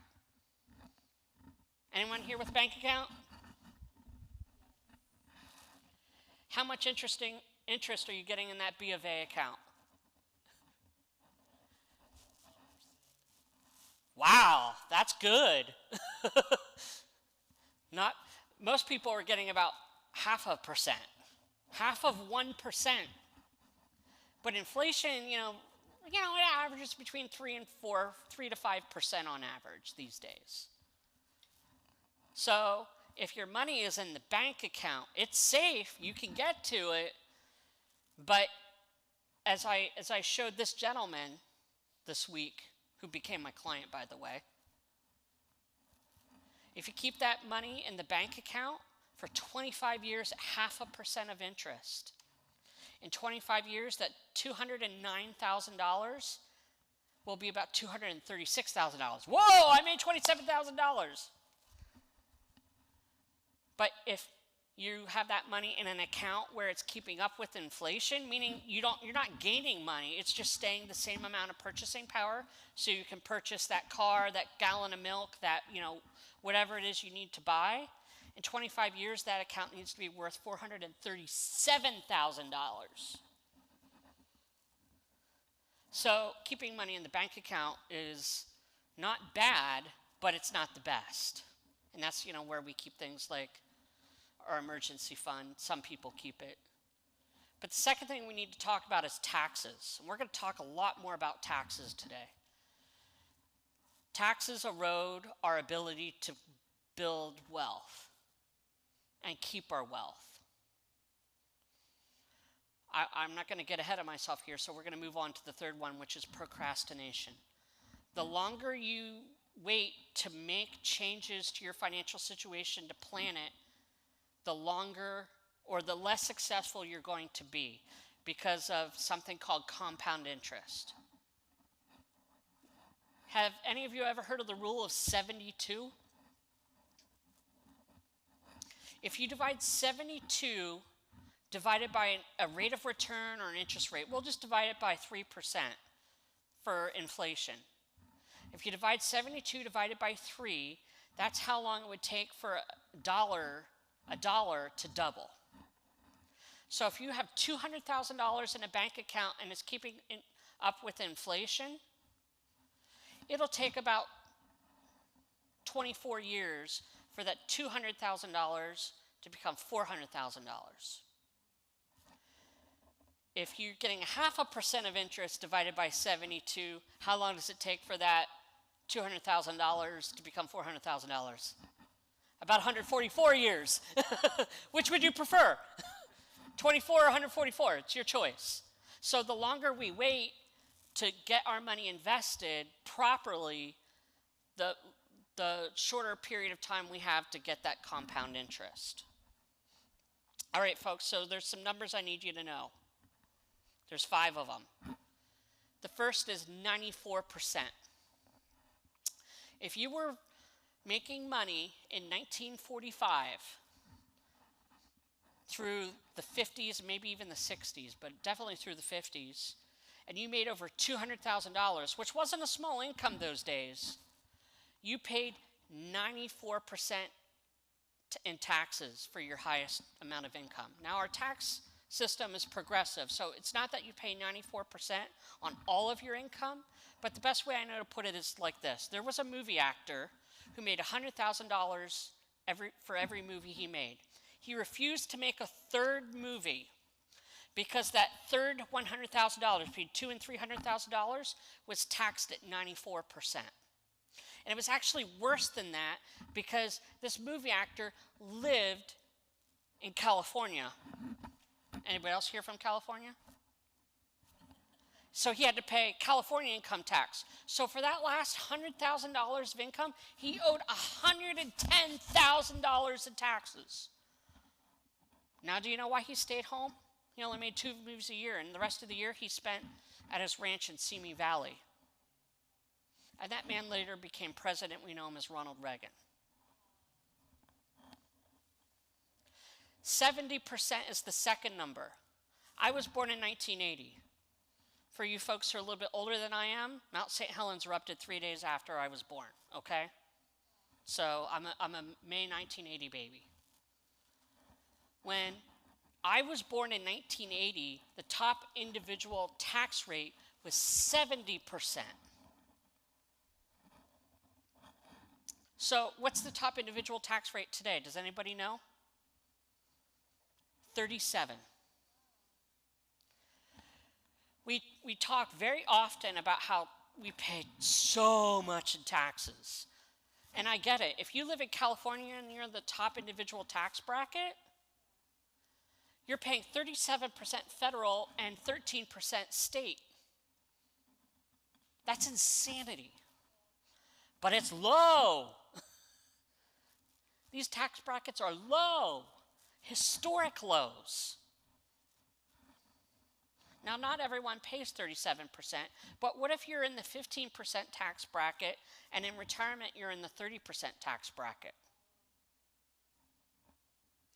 Now, the 37% is a cut from before President Trump did the Tax Cuts and Jobs Act of 2017. And it doesn't look like he's going to be president for much longer. Maybe, maybe not. We all have our opinions on that, and I'm not going to get involved. But that Tax Cuts and Jobs Act is temporary. In 2026, unless a President Biden does something differently, that tax rate is going to go back to 39.6 in 2026. But here's the number that I really need you to think about. We just spent over $3 trillion on a stimulus earlier this year. And I don't want to get political on you guys, but I was completely against the stimulus. And I understand, I get it. But our deficit is now $26 trillion. Do you know when the last time we had a deficit about that size? About 1945. Why do you think tax rates were 94% in 1945 moving forward? Somebody had to pay for the war. So what does that mean for tax rates in the future? Are they going to be lower or are they going to be higher? And what does that mean for our retirement? So let's talk about what are the biggest federal expenses, or the expenses of the federal government. Do we have any comments online here? What are the top expenses of the government? Anybody?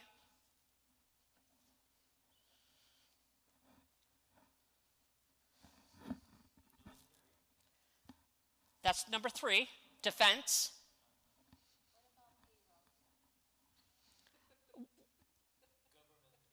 Government payroll. No? Social Security is the top. It's the top expense of the federal government. And that's really bad news. Because when Social Security was enacted in the 1930s under the FDR administration, you had to be 65 years old to get a benefit. Most men had a life expectancy somewhere around 65, or 63, excuse me. So the point is that most men died without ever receiving a benefit. They paid into it, but they never got a benefit. And then their wives, they weren't living until their 80s or 90s. But now you can get a benefit as early as 62. And in the 1930s, there was like 44 workers for every one person receiving a benefit. Now, there's 2 workers for every one person receiving a benefit. And people are living into their 80s and 90s. What does that mean for Social Security? It's social insecurity. And now, again, I don't want to get political on you all. Maybe we all agree, I don't know. But that's not why I'm here. But now we're talking about Medicare for all. We can't even pay for the Medicare for the people we have collecting a benefit today. But we want to make it available for everyone. So how are we going to pay for that? Is it possible, even probable, that tax rates are going to double again?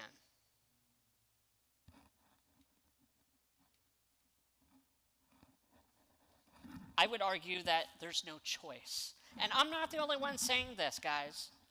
If you're listening to me here today online. I'm not the only one that's saying this. I'm not brilliant, okay? I'm not a genius. I wasn't born yesterday, but I'm not genius. There are economists out there who say that there's no choice. Government taxes have to double, at minimum. So let's talk about the tax buckets. There's 3 of them. And none of these buckets are better than the other. None of them are bad. But it's good to have money in all 3 of these buckets. And a lot of times when we talk about retirement, most advisors talk to their clients about income. Income, income, income. The only thing that matters in retirement is income. And certainly we all want income in retirement, but very few advisors, in my experience, talk to their clients about taxes. What good is $150,000 in income if half of it is gone with taxes?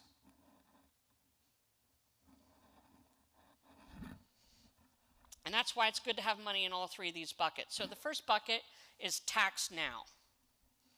Your paycheck from your job, if you're a W-2 employee, is taxed now.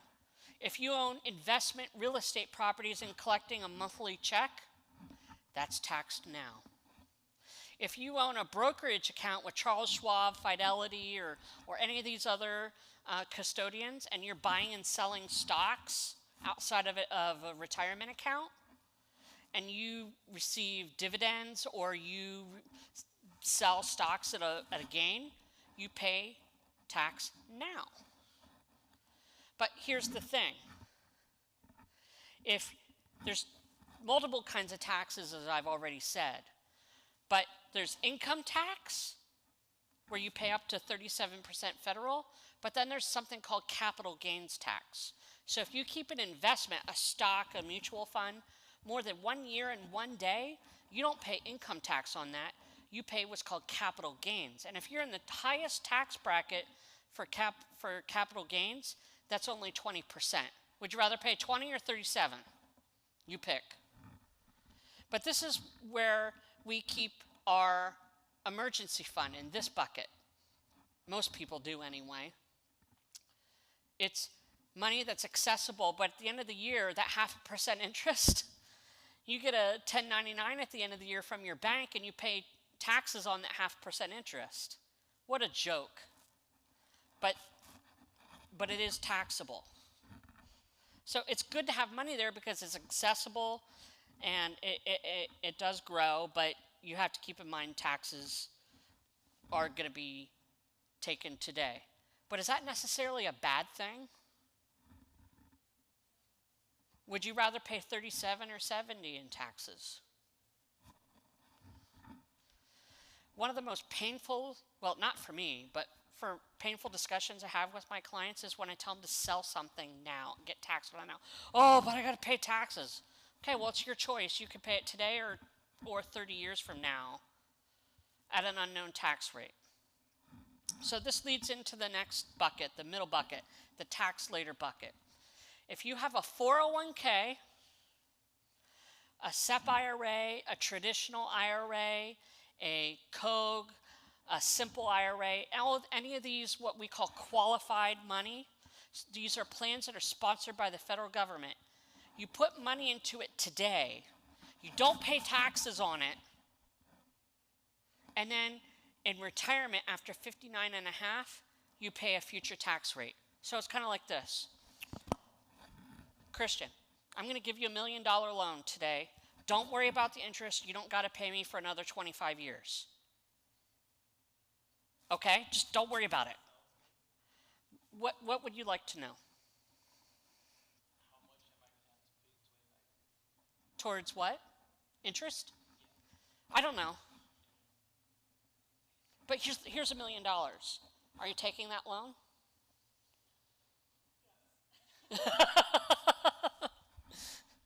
So a 401k or a traditional IRA, you're taking money out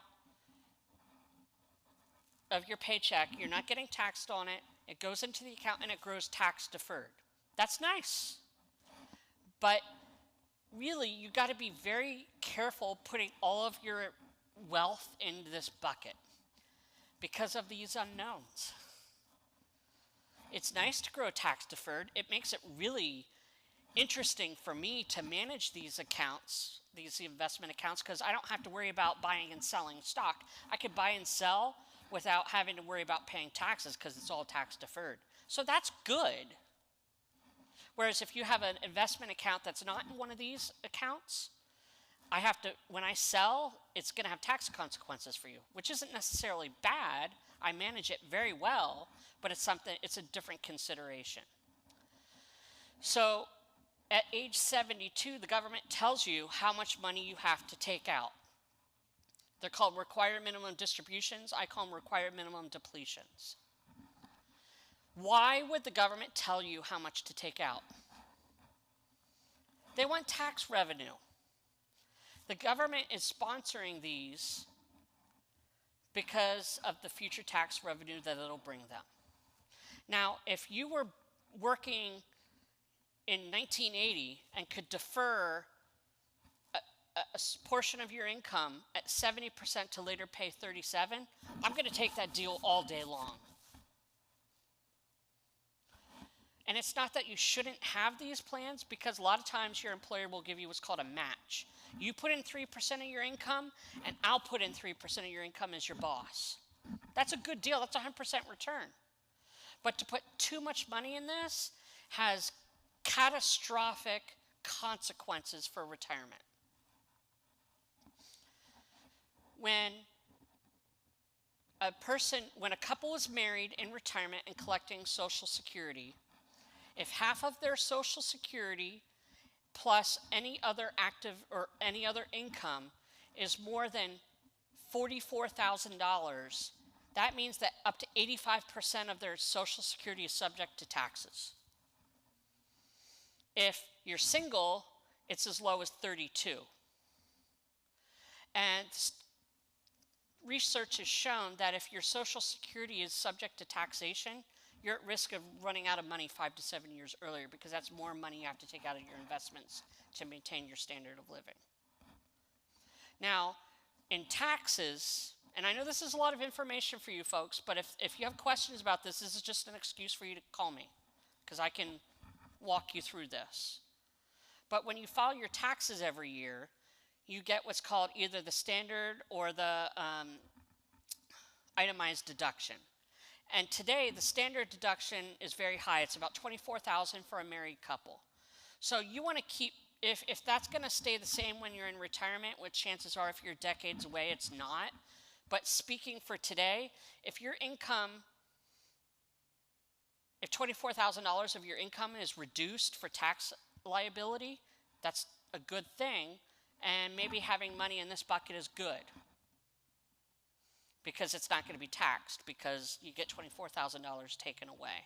But we don't know what that standard deduction, or if there will even be a standard deduction in the future. These tax laws change all the time. That's why you have accountants and enrolled agents and CPAs who keep up with these laws. But then there is the third bucket. And again, I'm not saying that this is the only bucket you should have. I don't believe that. But then there's the third bucket is tax once and never again. And what that means is that the money you put into this investment bucket has already been taxed, and no matter what the gains are, in the future they will never be taxed.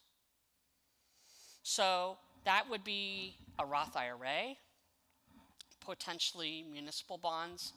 What those are, I'm not going to really spend any time on that, because they're a beast in of themselves. But then there's the Roth IRA, and then what's called a Roth IRA alternative. If you have very high income, if you're married above $200,000, you don't even qualify for a Roth IRA. But you could potentially take money from a traditional IRA, pay the taxes, and put it into a Roth. But most people who have high income cannot do a Roth IRA. But you could put $6,000 a year into that, put it into an investment, mutual funds, or individual stocks, and have it grow tax-free.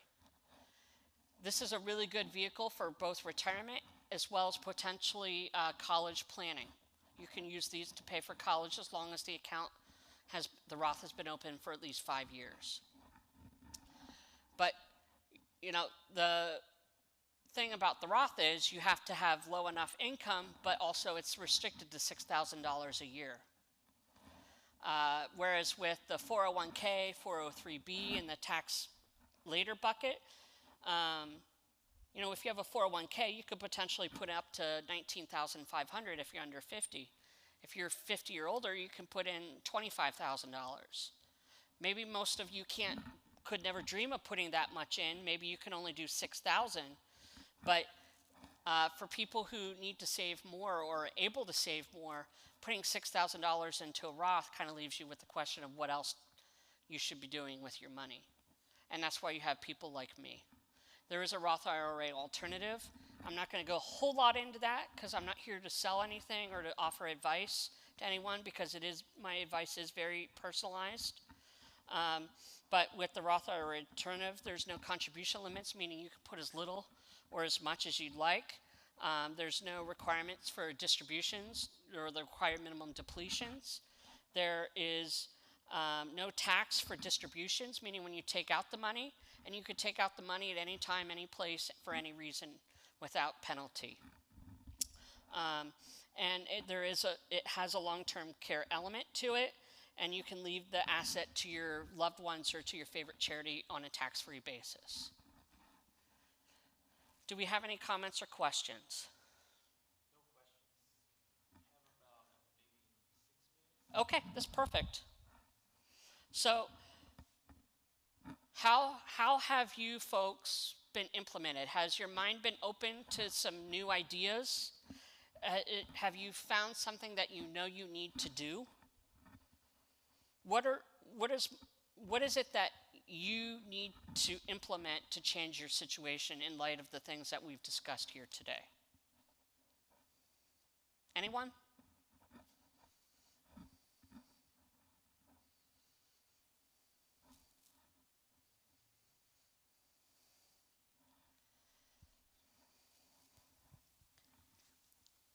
Well, I started thinking, and then, I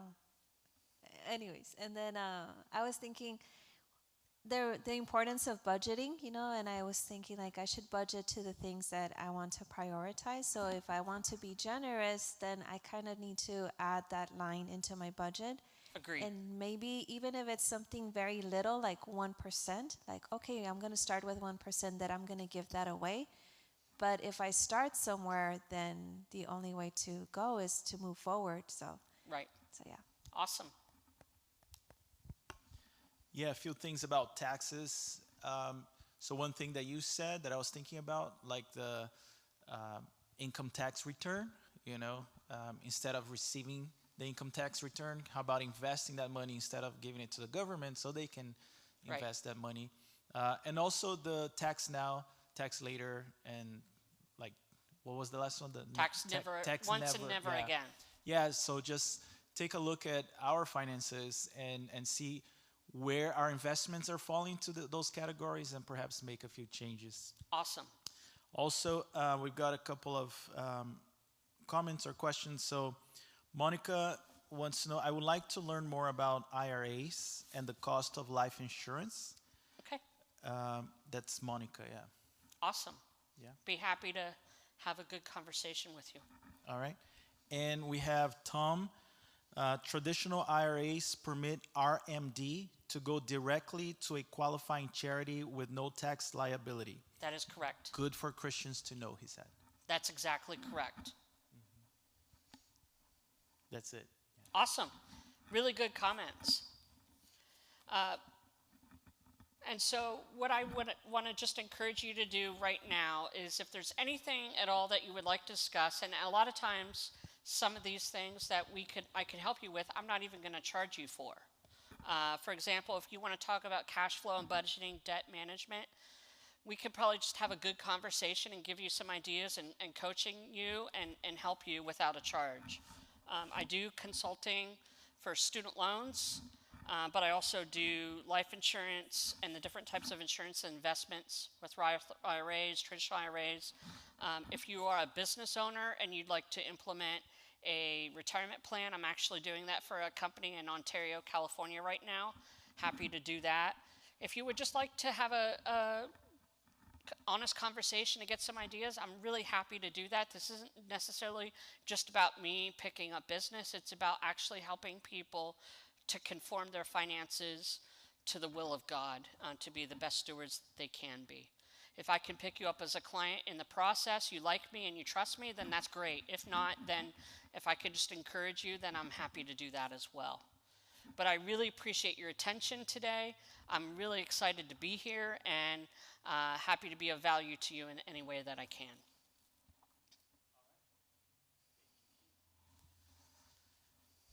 Thank you so much, Keith. We really appreciate you driving down to San Diego and spending the morning with us. We thank you for joining us online as well. So Liz and I, we are pretty good with our finances, I would consider, but there's so many things that we want to talk to Keith about. So we're actually going to eat lunch with Keith today so that he can go over our finances. If you're interested to do the same, you can send an email to info@bridgesd.org, and we'll send you Keith's contact information. It's also on your screen right now if you want to write that down. And tomorrow, if you come to church, we're going to have some materials available at the entrance. You can take some for you, including the printed checklist booklet for you. So thank you so much for joining us. We do pray that God will continue to bless you and prosper you as you are wise with what He has given to you. And join us tomorrow at 10 a.m. We're going to be meeting in here with the doors open, social distancing, wearing a mask, and we're going to worship the Lord together. Tomorrow we start our Christmas message series. So God bless you. Have a great day.